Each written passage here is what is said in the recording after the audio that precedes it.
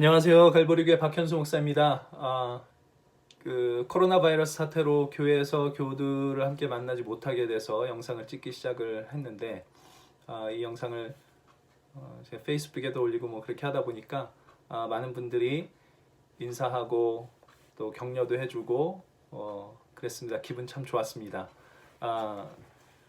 그래서 격려받는 게 참 좋은 거구나 이렇게 생각을 했고요.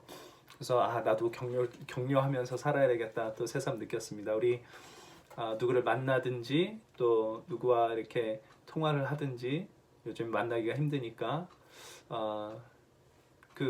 서로 좀 격려하는 일들이 있으면 좋겠다 싶습니다. 당신 만나서 참 좋습니다.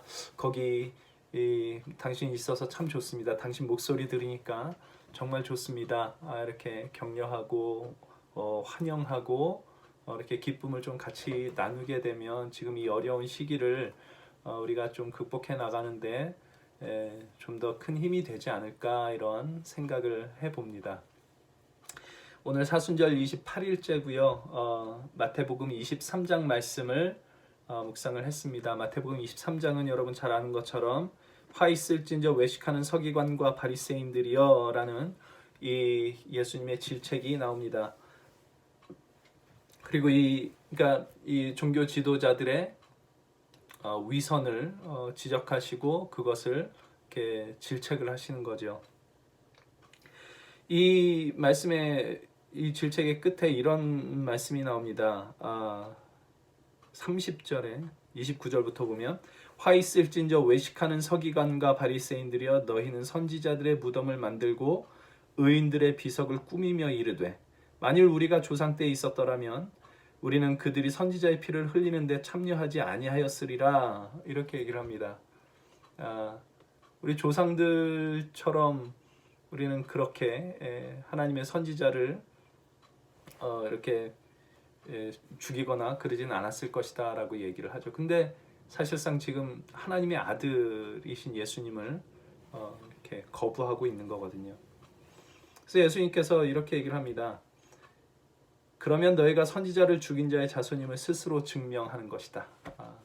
그러니까 참 그 위선적인 말들이 지금 너희 선지자들과 얼마나 다르지 않은 존재들이냐라는 것들을 증명하는 것이다 라고 얘기를 하는 거죠. 그렇게 말씀을 하시면서 끝에 23장 37절부터 38절 탐라이트의 그 번역된 걸로 보면 이렇게 기록이 되어 있습니다. 예루살렘아 예루살렘아 네가 선지자들을 죽이고 너에게 파송된 자들을 돌로 치는구나. 암탉이 병아리를 자기 날개 아래에 모으듯이 내가 몇 번이나 간절히 내 자녀를 모으려 했다. 그러나 너희가 원하지 않았다. 이제 여기를 보아라. 하나님께서 네 집을 버리셨다. 파멸이다. 이 부분에 대해서 탐라이트가 또 이렇게 기록을 하고 있습니다.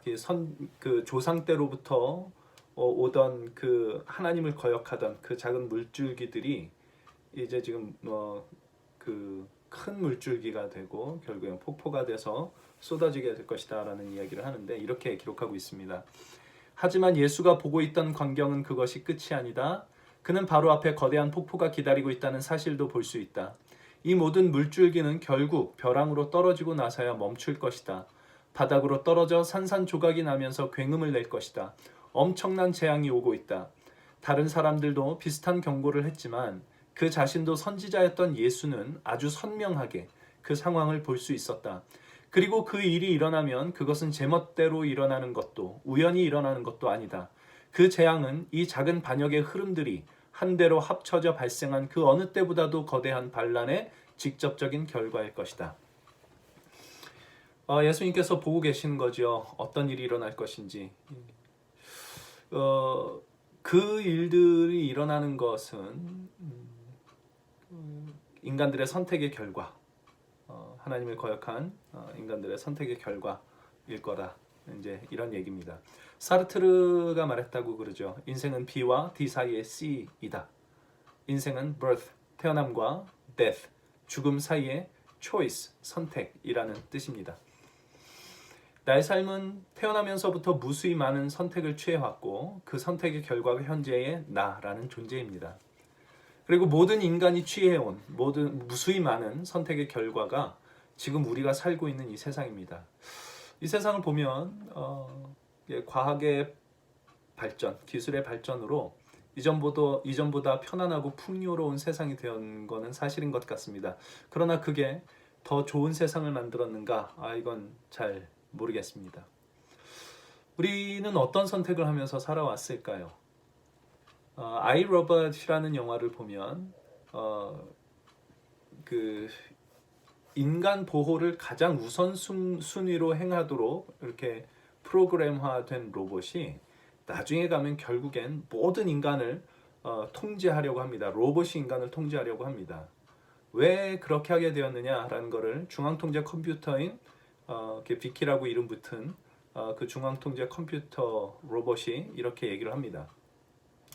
인간은 우리가 인간의 안전을 지켜주기를 원하면서도 우리의 모든 노력에도 불구하고 전쟁과 환경오염 또 더 많은 여러 방법으로 스스로를 파괴시키고 있어요. 인간은 스스로 살아남을 수가 없어요.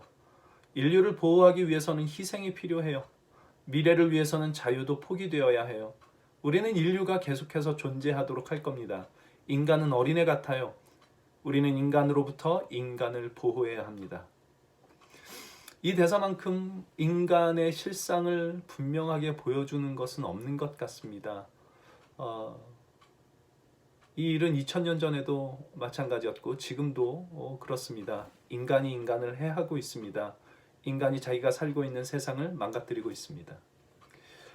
톰 라이트의 표현처럼 예전엔 작은 지류에 불과했던 것이 어느 순간 큰 물줄기가 됐고 이 물줄기는 곧 폭포가 돼서 바닥으로 쏟아지게 될 것입니다.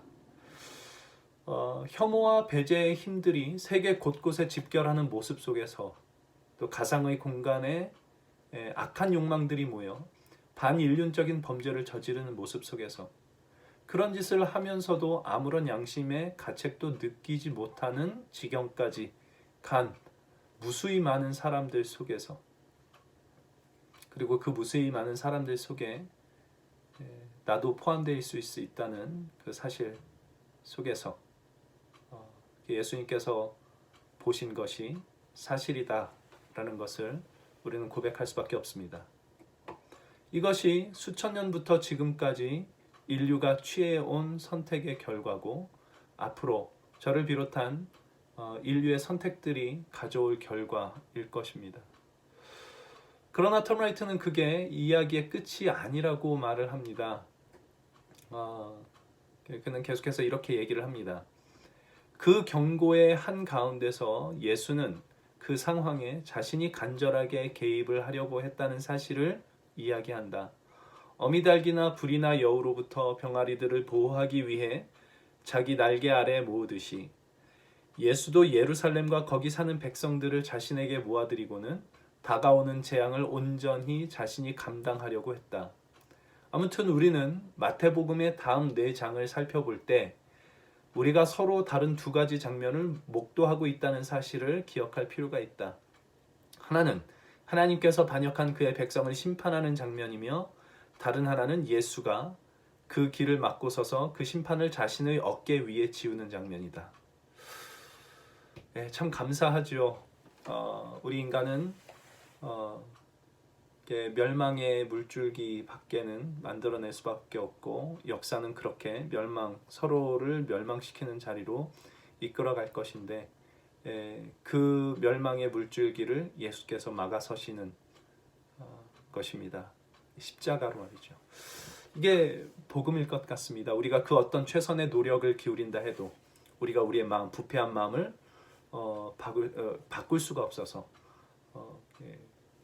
어떤 노력을 우리가 기울여도 막을 수 없는 멸망의 물줄기를 예수께서 막으시는 겁니다. 우리는 절망밖에 만들어낼 수 없지만 예수님은 절망을 뒤집어서 소망을 주십니다. 십자가의 죽으심이 완전한 절망으로 보였던 그 십자가의 죽으심이 결국 예수의 부활로 새로운 생명을 만들어내셨던 것처럼 절망이 새로운 생명을 만들어낼 수 있다는 예수 안에서는 그 소망이 우리에게 있습니다. 그러니 우리 정말 우리의 소망은 예수님께 밖에 없다는 것 분명히 기억해야 되겠습니다. 예수 안에 모든 소망을 두고 오늘 하루를 살고 또 우리 이 세상이 전부 다 공멸의 자리로 가고 있는 그 속에서 나만은 예수와 함께 그 공멸의 물줄기를 거스르는 그 자리에 설 수 있게 되면 참 좋겠습니다. 이 영상이 끝나고 나면 우리 잠깐이라도 또 기도하고 이렇게 하루를 시작하면 좋겠습니다.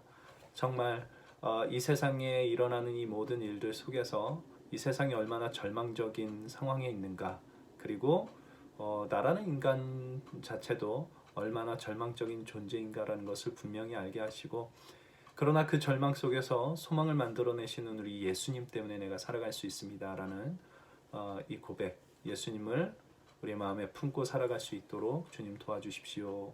이렇게 함께 기도하면 좋겠습니다.